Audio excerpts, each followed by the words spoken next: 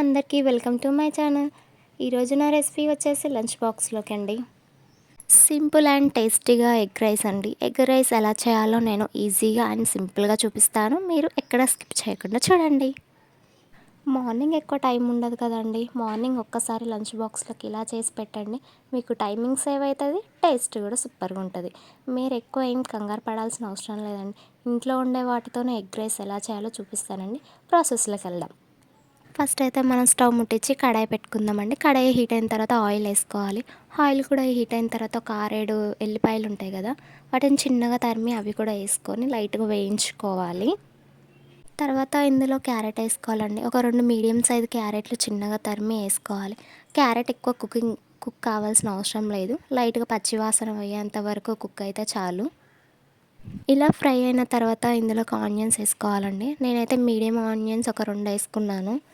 Onions కూడా కొంచెం లైట్గా గోల్డెన్ కలర్ వచ్చే వరకు బాగా వేయించాలి. ఇలా కొంచెం ఉల్లిపాయలు వేగిన తర్వాత ఇందులో పచ్చిమిర్చి కూడా వేసుకోవాలండి. నేనైతే ఒక 2 పచ్చిమిర్చి రౌండ్గా కోసేసుకున్నాను. పచ్చిమిర్చి, ఉల్లిగడ్డ, క్యారెట్ అంతా ఆయిల్లో మంచిగా వేగాలి, మంచిగా వేయించుకోవాలి. అట్లయితే కొంచెం టేస్ట్ వస్తుంది. ఇలా లైట్గా ఫ్రై అయిన తర్వాత ఇందులో కొంచెం అల్లం పేస్ట్ వేసుకోవాలి. ఒక 1 టీ స్పూన్ అంతా వేసుకున్నాను. దాన్ని కూడా కొంచెం లైట్గా వేగనిద్దాం. నా వీడియోస్ మీకు నచ్చుతున్నాయా అండి? నా వీడియోస్ మీకు నచ్చకపోతే కామెంట్ చేయండి. తర్వాత ఇందులో బాగా పండిన టమాటాలు నేనైతే ఒకటి తీసుకున్నాను పెద్దది. చిన్నది అయితే ఒక 2 తీసుకున్నా సరిపోతుంది.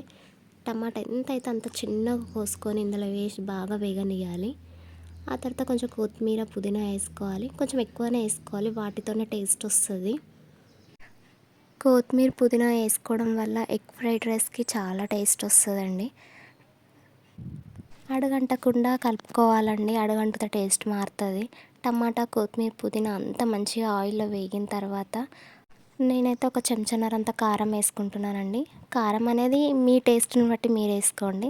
అలానే ఒక టీ స్పూన్ అంత ధనియాల పొడి కూడా వేస్తున్నాను. ఇప్పుడు ఇందులో ఒక 1 టీ స్పూన్ అంత బిర్యానీ మసాలా కూడా వేసుకోండి. బిర్యానీ మసాలాతో కూడా టేస్ట్ వస్తుంది. అంతా వేసిన తర్వాత బాగా కలపాలి.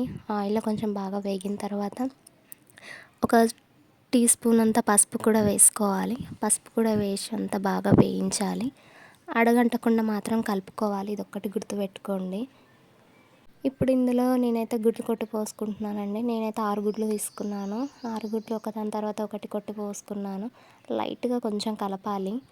కలిపిన తర్వాత ఒకసారి మనం రెడీ చేసుకున్న మసాలాలో గుడ్లు మొత్తం కలిసేలా ఒకసారి ఇలా కలుపుకోవాలండి. ఈలోగా మనమైతే ఉడికించిన అన్నాన్ని తీసుకుందామండి. అన్నం కొంచెం ఒక ప్లేట్లో వేసి చల్లారనియాలి. అన్నం మొత్తం ఇలా పొల్లులు పొల్లులు కావాలి. అన్నం ఇలా పొల్లులు పొల్లులు అయితేనే ఎగ్ ఫ్రైడ్ రైస్కి చాలా బాగుంటుంది. అన్నం మెత్తగా అయితే చేయడానికి అంత బాగోదు, తింటే కూడా టేస్ట్ మంచిగా ఉండదు. అన్నం ఇప్పుడు పుల్లలు పుల్లలే ఉండాలి. కొద్దిసేపు అయిన తర్వాత ఇలా అయితే మనం కలుపుకోవాలి. మాడనీయకుండా మధ్యలో మధ్యలో అక్కడక్కడ మిక్స్ చేస్తూ ఉండాలి. మాడిపోతే మంచిగా ఉండదు. ఇదంతా కుక్ అయ్యి ఆయిల్ అంతా కొంచెం పైకి తేలినాక మనం ఇందాక చల్లారి పెట్టుకున్న అన్నం ఉంది కదా, అన్నం అంతా ఇందులోకి వేసుకొని మంచిగా కలుపుకోవాలి. కొంచెం కొంచెం వేసుకొని కలుపుకుంటే మంచిగా కలిపి వస్తుంది. మనకు ఈజీ కూడా అవుతుంది. ఇప్పుడు ఇందులోకి ఒక టీ స్పూన్ అంతా సోయా సాస్ కూడా వేసుకోవాలి. 2 టీ స్పూన్ల దాకా వెనిగర్ వేసుకోవాలి.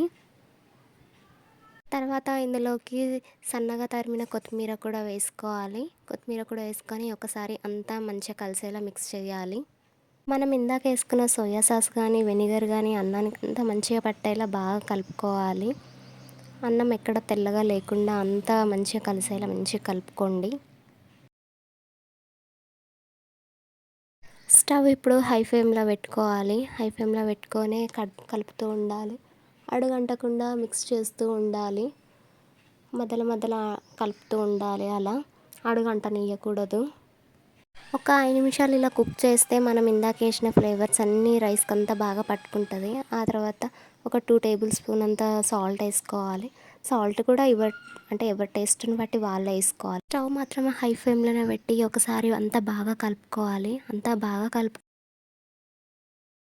బాగా కలుపుకున్న తర్వాత సన్నగా తరిమిన కొత్తిమీర కూడా పైనుంచి వేసుకొని గార్నిష్ చేసుకుంటే అయిపోయినట్టేనండి. ఇంతే అండి ఎగ్ ఫ్రైడ్ రైస్. చూసారు కదండీ ఎంత ఈజీగా, ఎంత సింపుల్‌గా, ఎంత క్లియర్‌గా చెప్పానో. ఒక్కసారి మీరు కూడా ట్రై చేయండి. ఈ వీడియోలో మీకేదైనా డౌట్ ఉంటే నాకు కామెంట్ చేయండి. మీకు ఇలాంటి వీడియోస్ మరిన్ని కావాలంటే నా ఛానల్‌ని సబ్స్క్రైబ్ చేసుకోవడం మాత్రం అస్సలు మర్చిపోకండి. నెక్స్ట్ మీకు ఎలాంటి రెసిపీ కావాలో కామెంట్ చేయండి. నేను మీరు కామెంట్ చేసిన రెసిపీనే చేసి చూపిస్తాను. Please subscribe.